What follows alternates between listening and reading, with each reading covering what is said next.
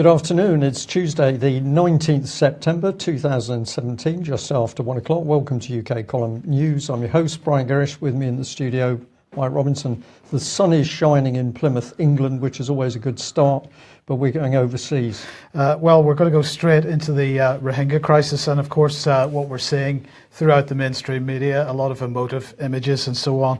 We need to get to the bottom of this now.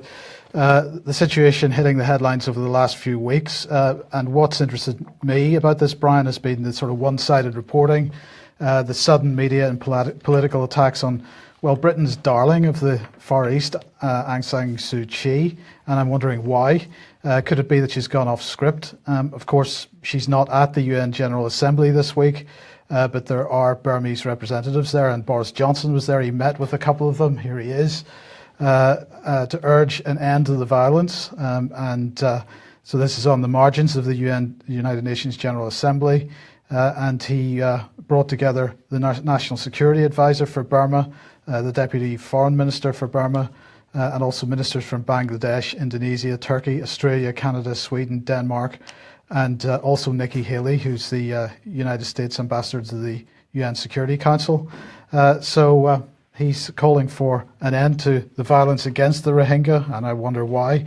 Well, of course, Aung San Suu Kyi receiving the butt of the criticism. Let's have a look at maybe why she might have. She met with China's President Xi in 2015 for the first time. They seem to get on very well. And then back in February, the Myanmar Times here pointing out that she has been strengthening her ties with the ASEAN countries and with China. Perhaps we get a clue as to why this Rohingya crisis, this issue is kicked off once again. Now, to discuss these issues, we're joined today by Gerard O'Coleman, political analyst, political commentator. Welcome to the programme, Gerard. Is Aung San Suu Kyi, has she fallen out with the British, or rather have the British fallen out with her? Is this part of the reason why we're seeing this kick off again? Well, yes, they've certainly fallen out with her. I think the key question is what exactly is happening in northern Rakhine State, which is one of the states of the Union of Myanmar.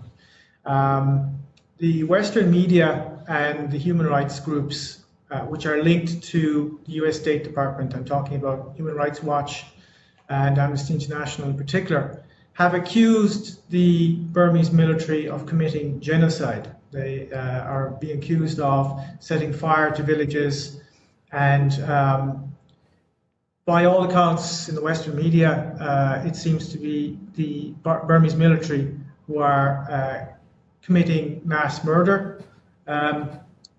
The other side of the story isn't being told. The Burmese military are denying these claims. They claim that the Islamic militants who attacked the country on the 25th of August are responsible for the violence, and that they are actually burning down villages and killing people, Muslims, Buddhists, and Hindus, and other ethnic minorities.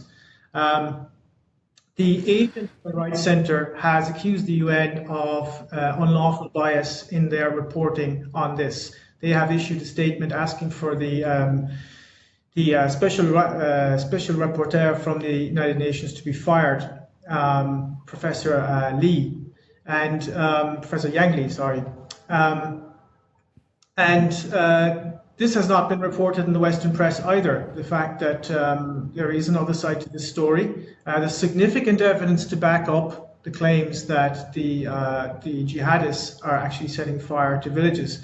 If eyewitness reports count at all, and normally they do. I mean, in a court of law, an eyewitness report is significant. Maybe it may not constitute conclusive proof, but it is significant. You have to take it into account. You can't simply ignore eyewitness reports.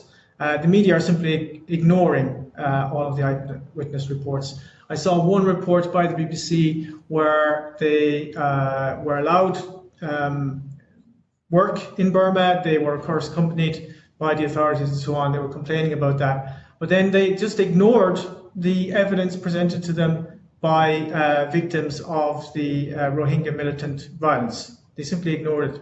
And this has been a pattern in pretty much all of the reporting I've seen, particularly since the communal violence of 2012. So, I mean, the point here is that in the Western media, in the mainstream media, we're seeing stories about Rohingya children being beheaded. We're seeing civilians being burned alive, is how it's being described. And this is according to witness testimonies, according to the mainstream media, and they're blaming, as you say, the Burmese military and also paramilitary forces linked to the Burmese military. And in many ways, there are parallels to the stories that were coming out of Syria, particularly with regard to the sieges that were going on. The stories from the mainstream media were that it was President Assad's forces that were blockading and stopping food from getting into towns and villages throughout Syria, when in fact what was going on was that these towns and villages were being surrounded by insurgents and ISIS and Al Qaeda and so on, and they were stopping the food from getting in. It seems like there's the media narrative. There are parallels to be drawn here. There are, because in Syria they said that the problem was the Shia versus the Sunni, and that it was a Shia regime or an Alawite regime which was dominating the country, and that was the basis of the conflict. And of course it's a complete lie, because most of the Syrian soldiers are Sunni. And in this conflict in Myanmar, they're saying the same thing.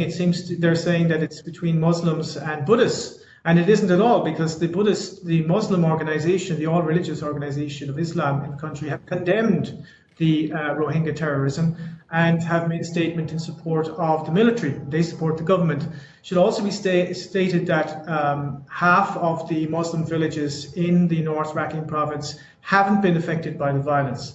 So, as Aung San Suu Kyi said in her speech yesterday, that needs to be taken into account.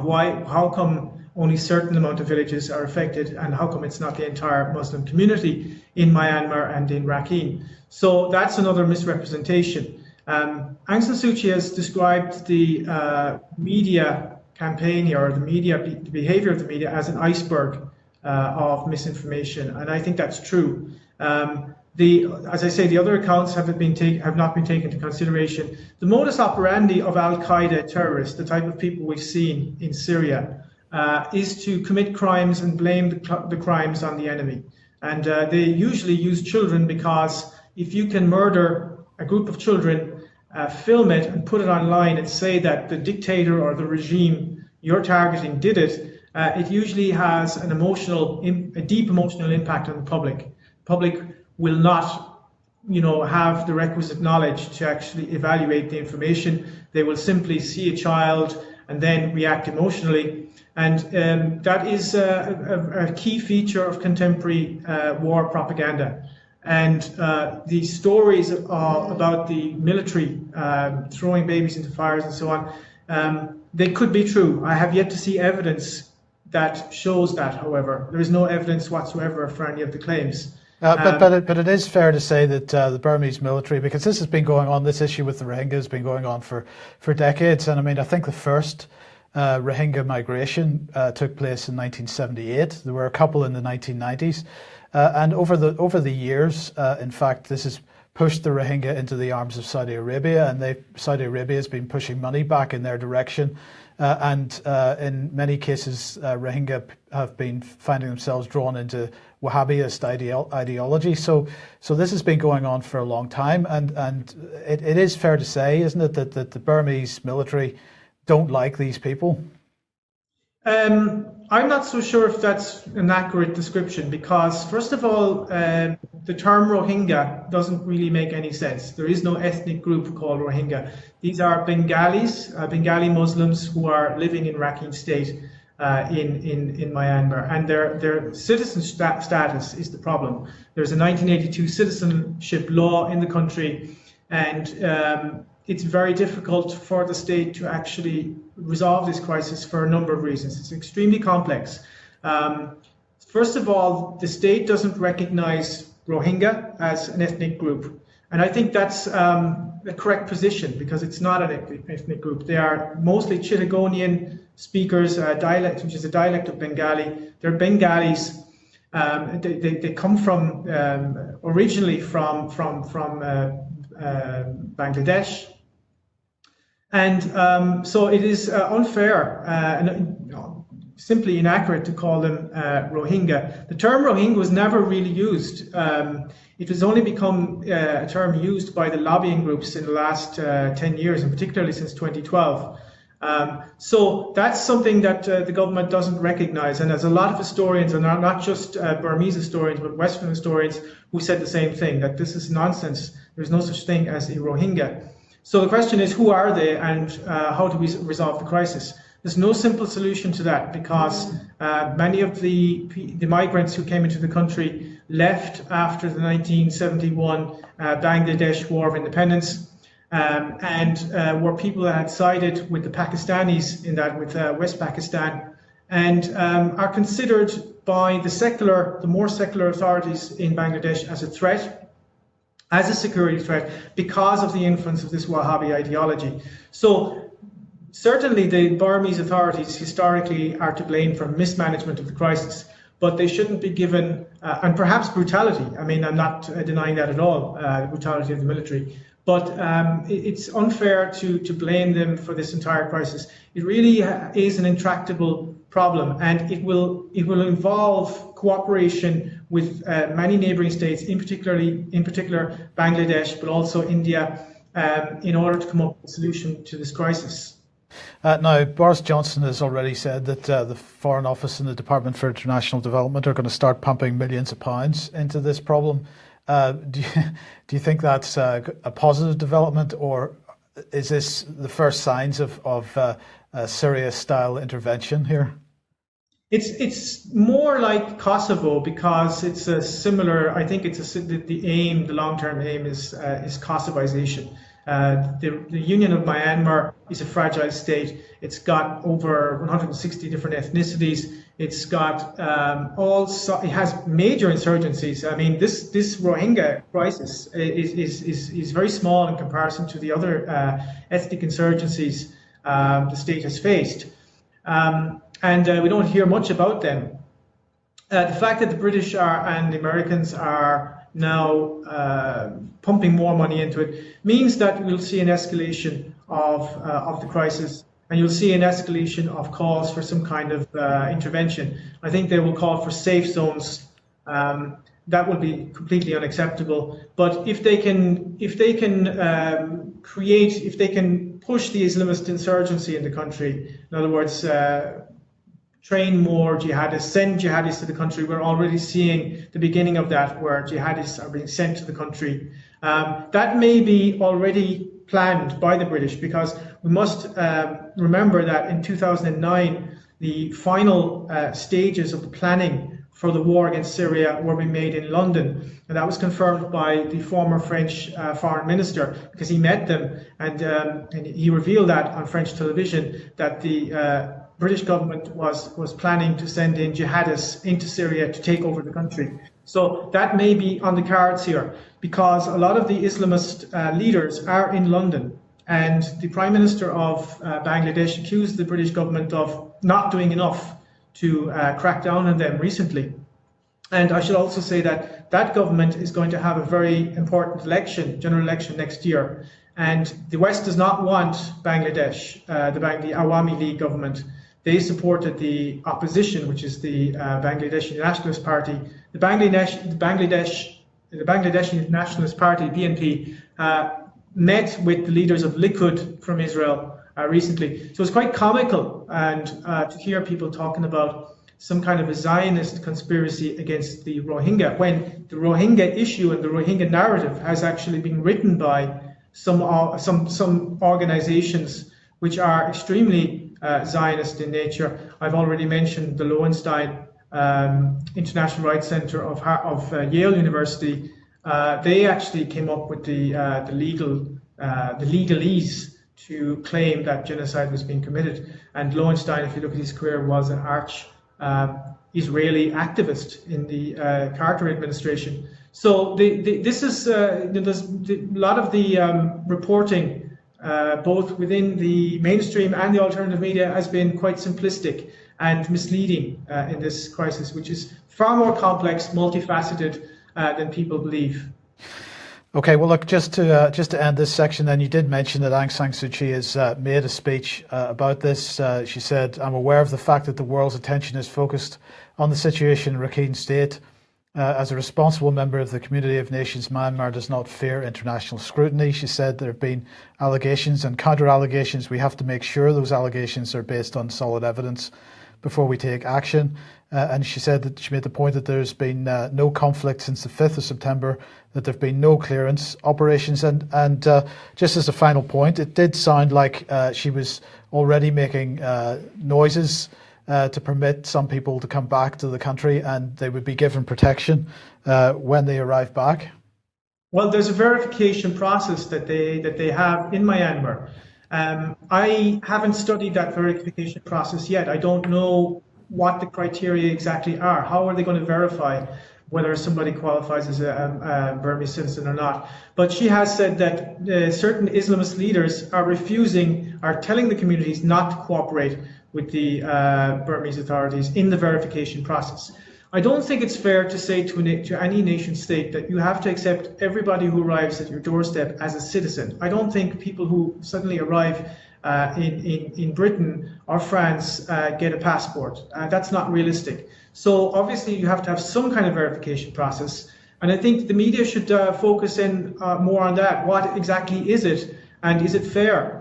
And if people want to help Burma, then they should help them to resolve this crisis according to the rule of law and the laws of that country. And I believe every country has the right to formulate their own laws. Garrett Coleman, thank you very much for joining us today. How do people find you online if they want to track you down? Yeah, it's www.garodacolman.org.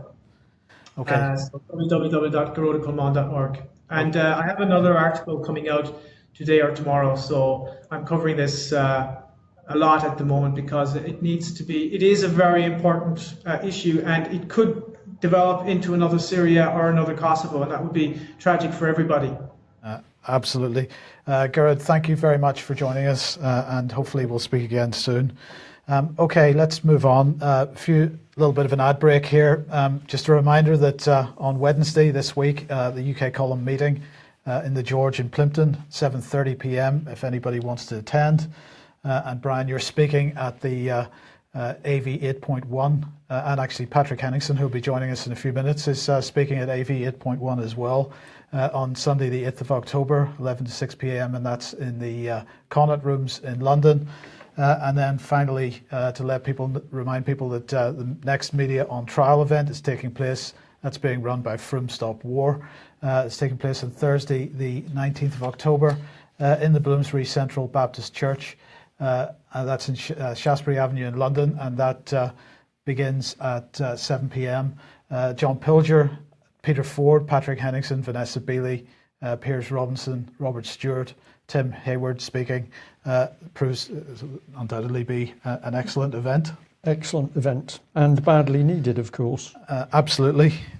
Okay, let's welcome Patrick Henningsen to the programme. How are things, Pat? I can't hear you. You've got your mic muted. Very well, thanks. Great to be with you, Mike. Thank you. Great to see you, Brian. Yes, hello. Good stuff. Well, we're going to start off with rioting pussies, Patrick, because I understand you were at the presentation given by a representative from Pussy Riot, her new book. Yes. That isn't what the event was advertised at. This was at Goldsmith College last week. It was advertised as Russian state media and how to subvert it. That was how the event was marketed. And then when you arrived at the event, I was surprised to see it was actually a promotional event for the Pussy Riot founder, I guess, Maria Alyokina. Masha is her nickname, and this is her new book called Riot Days. And she was doing a reading of her book at the beginning of the event, and then they had a very, very brief Q&A afterwards. Not much talk about Russian media, although she said that they should take RT off the air. in the UK. She explicitly said that, but here she is. I think you've got a photo. Well, we've got a short bit of we'll just play a couple of seconds of her reading. Stored a locked room and returned us to the end of our terms when we are released. Masha, one woman, says me in a whisper while we are waiting tea in the kitchen. Okay, well, I think we get the point there, Patrick. It was embarrassing to watch. She was struggling to read the book on at least 4 occasions. She had to ask her minder. He's a journalist named James Harkin. I believe he teaches at Goldsmith. I'm not sure, but how to pronounce various words. So clearly, she hadn't even read the manuscript in English of her book. If she did, she wouldn't have struggled so hard to read it. I mean, it was shocking. I mean, I've never seen anything like it. And this was in front of a pretty much a full house. But what was even worse was the event was marketed as 1 p.m. until 3:30 p.m. and they shut it down promptly at 2 o'clock because the question and answers. There were some people asking some challenging questions to Maria. What type of questions? And, questions like, why did you desecrate a Christian church in Moscow, and what did you expect to gain from that? I was going to ask questions, but I was passed over by her handler, and he shut down the Q&A. I wanted to ask the question of, if Pussy Riot did that in Westminster Abbey, or in York Cathedral, or in St. Patrick's Cathedral, New York, in the bastions of free society, United States and Britain, what would they expect if they desecrated those holy sites? Or Jerusalem, or Italy? What would they expect? Would they expect to not be arrested? Would they not be sentenced? So clearly, why were they targeting the church in Moscow? Why not the state itself? But so she was trying to make the argument that they had a problem with the church's close proximity, the patriarchy, to the Kremlin, and that's why they did what they did. But it's amazing how they're propped up as these champions of free speech and freedom of expression, and then when you want to ask questions at this event, you were shut down, basically. So it was incredible. As you say, it really wasn't about subverting Russian media with one minor comment? No, it wasn't. They didn't comment much on that. I was looking forward to that part of the Q&A, but it never really arrived. And there was one gentleman who was there asking some really tough questions, and the moderator or her minder, James Harkin, he's a journalist, he shut him down forcefully and shouted him down. We recorded this exchange as well. We might put that out on 21st Century Wire a bit later. But in terms of the Center for Investigative Journalism, they were sponsoring the event. This is a sort of think tank that's run out of Goldsmith University, and they do training. And if this is the sort of thing that they're presenting to their students as sort of good journalistic practice, to shout down people in the Q&A, to shut down questions and answers because you don't like the questions that are coming, and to do an overtly politicized event that's basically demonizing the Russian government and the Russian leadership, and then I can't really say that's a good example of journalistic principles coming from this well-funded, highly vaunted Center of Investigative Journalism at Goldsmith College. Pretty shocking, actually.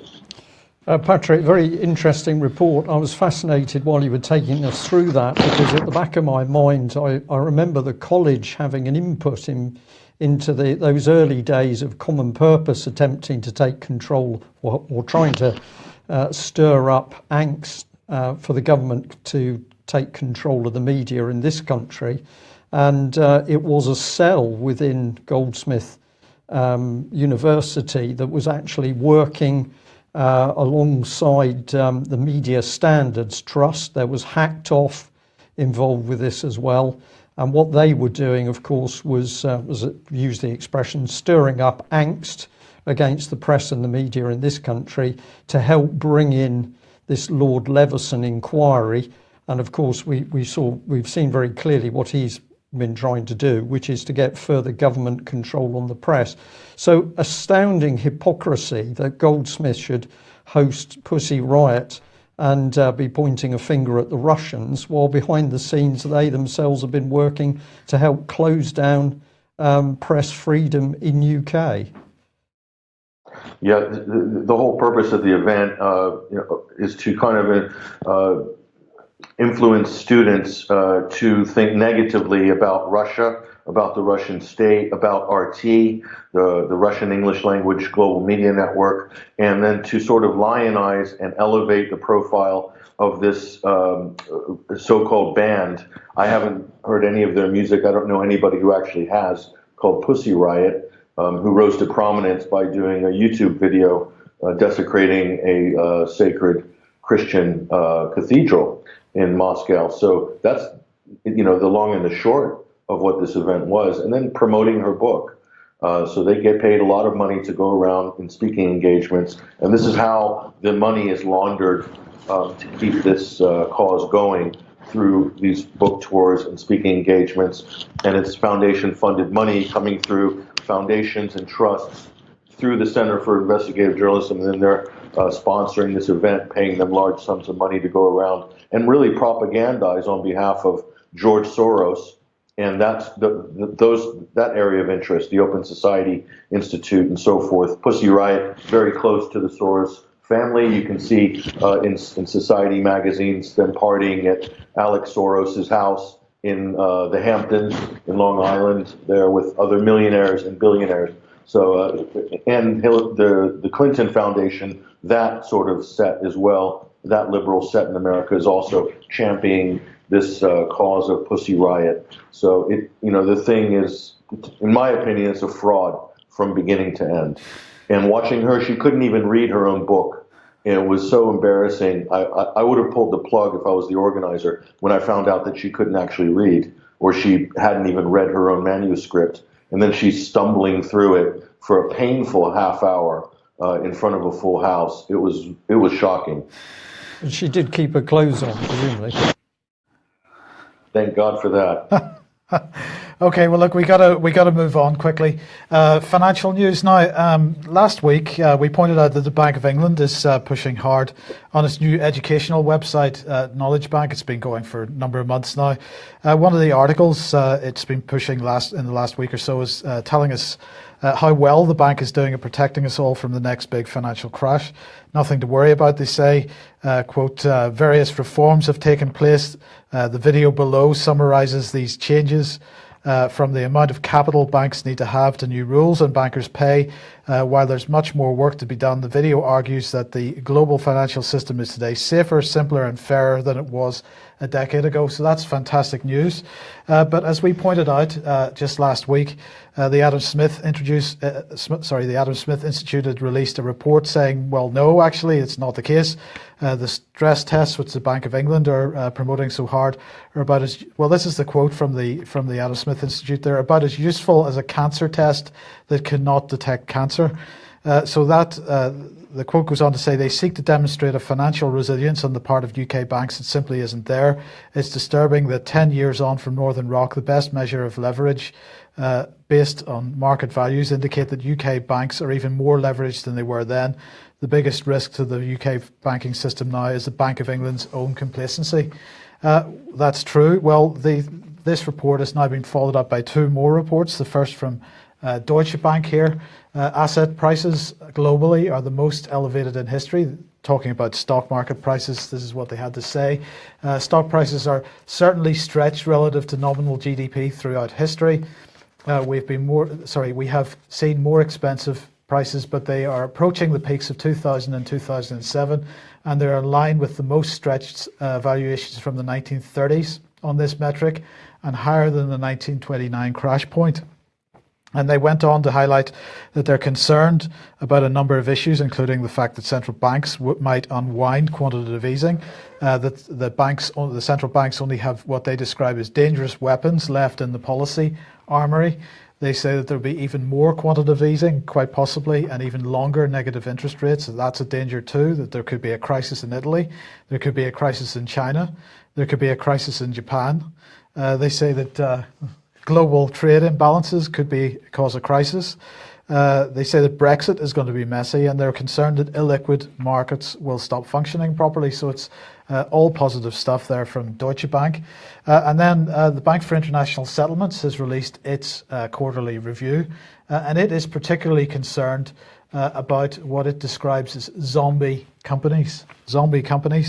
And they're estimating something like 10% of European non-financial firms. So this is manufacturing companies, services companies, are zombie companies, and these are companies that have been taking advantage of low interest rates.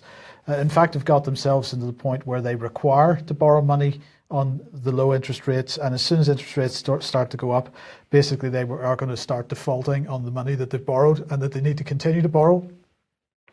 Ultra low rates, they say, have allowed these companies to keep operating in the event of a slowdown or an upward adjustment in interest rates. High debt service payments and default risk could pose challenges to corporates and thereby create headwinds for GDP growth. This is typical Bank for International Settlements language, but basically what they're saying, or what the overall picture here, Brian, is that the financial system is screwed, and so are corporations, because they're borrowing too much at low interest rates and not in a position to deal with even the smallest interest rate rise. Well, it's a mess, Mike, isn't it, overall? And then we rely on the accountancy firms and insolvency practitioners. So we were very interested to see this story emerge. We've added a UK column titled Sunshine on the Murky Waters of Insolvency. But this came out about 10 hours ago, and it's a very, very significant article, we think. It's a report that one of the senior men in Grant Thornton has been detained without charge in UAE. And what happened back in July was they took his passport after some form of complaint was made against him. Now, the paper doesn't know what the complaint was, we don't, but he's been stuck in UAE from that time. Grant Thornton says he's done absolutely nothing wrong. Apparently the Foreign and Commonwealth Office are trying to assist him, but at the moment he is, what do we say, almost under house arrest. He can work from a hotel, but that's it. If we look at some of the comments here, this man leads the team of insolvency practitioners and accountants specialising in the tracing and recovery of assets. And this man's involved in very, very big deals. And the meat of this story is around his work with tycoon Scott Young, very, very wealthy man, hundreds of millions, if not into the billion. Eventually becomes bankrupt. This man was a fixer for tycoons and so-called Russian oligarchs, but he died in 2014 in mysterious circumstances. He'd also had been jailed in 2013 for refusing to reveal his finances in a divorce battle. And we know that his wife has been pursuing those assets very vigorously. Grant Thornton, this particular man, had been working with Mr. Young to do what? We're not quite sure, but of course this is all to do with money being moved around the country. So Foreign and Commonwealth Office giving assistance to this man, but UAE obviously uncertain as to what he's been up to. So this is the background story. The Telegraph here reporting Scott Young's inquest. He says was the former multimillionaire murdered by the Russian mafia, or did he commit suicide? This is the sort of meat of the controversy, because there's the suggestion that this man was murdered after falling out of a window of an apartment in London and unfortunately being impaled on the railings below. But he'd been supposedly depressed, and he had been in a psychiatric unit for a short period, so others were saying that he had become depressed and committed suicide, or possibly some sort of drunken accident. He was actually the fifth member of a tight circle of friends to have taken their own lives in the last 4 years. So that's a pretty amazing situation. And this is what the coroner had to say, that basically they couldn't really establish what had happened, but they didn't think there'd been any wrongdoing. And the police were adamant that there'd been no foul play. That was a theme the police constantly reiterated, but of course it's a theme that Mr. Young's wife in particular has consistently challenged, and it seems that there's a little bit of that dirty dealing around the London police in regard to investigating this particular case. So we've got huge amounts of money, we've got tycoons, we've got some maybe dodgy business dealings, we've got Grant Thornton, this man in there somewhere, a very fascinating company. It operates under the Grant Thornton brand, but it runs this very interesting organisation, Grant Thornton International Limited, which is a professional services network. It has its own global leadership team, all the language, Mike. But this is a non-practicing, not-for-profit, international umbrella organisation for its members. So it doesn't deliver its services itself, and they do it in their own name. But it's a huge conglomerate of companies under the Grant Thornton brands. Fascinating, this. So here we are, GTIL, Grant Thornton International Limited, member firms. It's not a worldwide partnership, and there's 2,500 of them apparently. Right. But it's not a partnership. Right. And they employ about 47,500 people in over 130 countries. And one of the firms is, of course, Grant Thornton UK LLP. And what's the turnover of this big bunch? Well, it's 4.6 billion. So they're working together under an umbrella, but it's not a partnership. It's interesting. Now, it's transparent. We know that because Grant Thornton have said so in their Global Transparency Report 2017. Encourage people to go online and have a look at this document, read what the chief executive says. But we were just quite interested in this section on governance and management. If we come down here, this is the key bit. The Board of Governors is the principal and overriding authority in GTIL. The board exercises governance over GTIL and comprises the Chief Executive Officer of GTIL, the Chair of the Board, and managing partners from the largest Grant Thornton member firms, managing partners elected or appointed from other Grant Thornton member firms. But it's not a partnership. No, it's not a partnership. I see. And if you're confused, well, we can have a look at the next section. It says the chair of the board is a proactive role with a focus on ensuring that the board functions as a coordinated group in support of the CEO to deliver on global strategy. Okay. So I'm very confused by this, but I find it fascinating that when we look to big accountancy and insolvency firms to track down money in these huge global international deals, dirty deals, it all becomes a bit muddy. So the guy in the UAE, he's working for one of these British non-partner firms? Yeah, he's working for that, right. That British Grant Thornton UK Limited, which is part of that umbrella.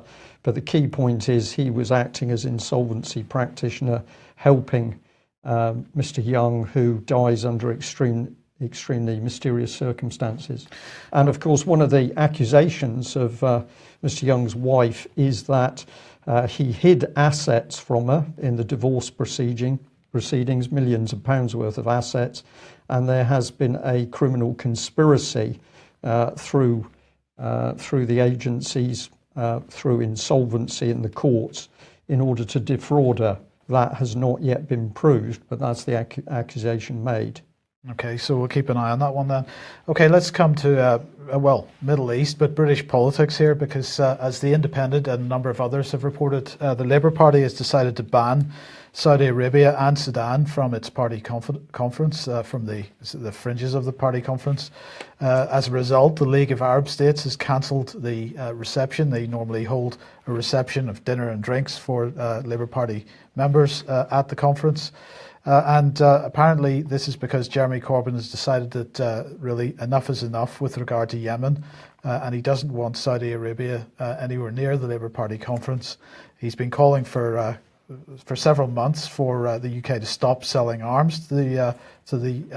to Saudi, and he did so again yesterday when he was speaking to the BBC. He said, we're selling arms to Saudi Arabia. At the same time, we're sending aid in. We should not be doing either. Well, in fact, he said we should not be doing both.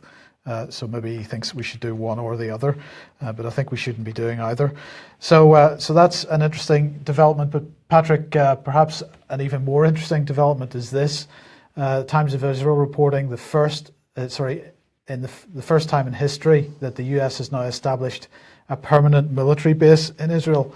What do you think is going on here, and why now?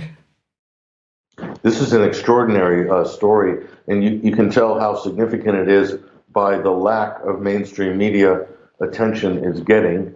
So the United States putting a permanent military base in Israel, or technically in Palestine. And so this is going to be located in the Negev desert, not very far from the Dimona nuclear facility, in fact. And so the United States also has been supplying a number of operational items to Israel. The Iron Dome, the famous Iron Dome that Israel shows off on TV, that was installed and operated by U.S. military personnel. And so this is going to be this new base is, I think it's going to be run out of Stuttgart, Germany. So this is part of EUCOM, U.S. military's European command. And some of the statements made in the press junkets are shocking. I think one of the U.S. persons said that he realized that the importance of air defense was made clear during the 2004 Gaza war, when thousands of rockets were fired at Israel, as well as through assessments of threats we expect to face in the future. This is clearly propaganda for Israel. But what I think this is personally, I think this is very worrying. This tells me there could be maybe more war down the pipeline. This is a perfect casus belli, this base. It's a giant target, and it won't take much. One bottle rocket or Katyusha rocket, some other party favor, to drop in this, and it becomes an international incident. And the United States will then scramble whatever they want to scramble to sort of strike back. And so this, I don't think this is a good idea at all. This is on par with the disastrous proposal by the Trump administration to relocate the U.S. Embassy in Jerusalem. So clearly this is a provocative action, definitely in character with the radical Netanyahu government, which is fast becoming unhinged in Israel. And this looks like another desperate move. This is not good for the region. This is not good at all, this development. Patrick, it was interesting to see online, just having a look online while you were talking, that Israel is claiming that they are that this base will operate under Israeli military directives. That's an interesting situation. Yes, it's effectively like a base. They're calling it a base within a base. So it will be absolutely under Israeli control, but Israel is also in a way under U.S. Control. It receives a $4 billion subsidy from the United States taxpayer every year to buy military equipment. So effectively, Israel is a welfare state, a welfare vassal outpost for the Anglo-American Empire, essentially. So paid for by the U.S. taxpayer. So they're on the dole, basically. Their whole military operation is a welfare operation. So this maybe is the U.S. wanting to maybe take a little more leadership or control over the region, because it's absolutely been defeated and it just got routed in Syria after 6 years of complete failure of the U.S. pumping billions of dollars, flooding the region with weapons, backing terrorist groups in order to achieve regime change and to break up Syria into little small pieces. Clearly that's failed. And so right now this could be very important in terms of the battle for the Golan Heights, which Israel's managed to steal a good chunk of that land, pure theft, by working with al-Nusra Front, positioning the terrorist forces on the ground in the Golan in such a way and get to drive out the UN peacekeepers basically erasing that armistice that's been in place since 1974. And so now you have the U.S. coming in as the big sort of bouncer, standing behind little Israel, basically saying, don't mess with Israel. We're here now. We've got a presence in the region. This is risky on so many levels. You can't even begin to analyze it. Okay, Patrick, thank you very much for that. Well, I think we'll just end on that other nasty country, North Korea. Quite bizarre article here from the Daily Mail. Encourage people to go and read it. Beer Pyong. It says tourists reveal what it's like to go on a St. Patrick's Day pub crawl in North Korea's capital of Pyongyang, with lots of karaoke and £1.80 a pint. This article is utterly bizarre because basically what it demonstrates is that you have tourists from the West going and, I'm going to say loosely, having a good time or probably making a fool of themselves, drinking inside a country where drink is actually restricted. And then we're putting out photographs as if we're laughing at the North Koreans. But actually, this article makes me laugh at the West for putting out this appalling article which demonstrates nothing. Where's it come from? Well, it's come from this gentleman here, Michael Havis, I think is the right man. So we've got part of his Twitter page with 8,000 tweets and how many followers? 800. So that's a bit disappointing. But what is this about? And I think he's connected with this news agency here, and that's put out 6 tweets and it's got 61 followers. So I just got to put a big question over what is the purpose of this article. I think it's to try and make a mockery of North Korea, but in my mind it makes a complete mockery of the West. Yes. Yeah, just pitiful stuff. That's it for today. Patrick, thank you very much for joining us. Good to see you. And we'll say, if you like, to our viewers and listeners, if you like the news that we're putting out and you want to support, then please consider subscribing or making a subscription. UK Column can only do what it does with your help and your financial support. Thanks very much for joining us. We'll be back at the same time tomorrow. Bye-bye. Bye-bye.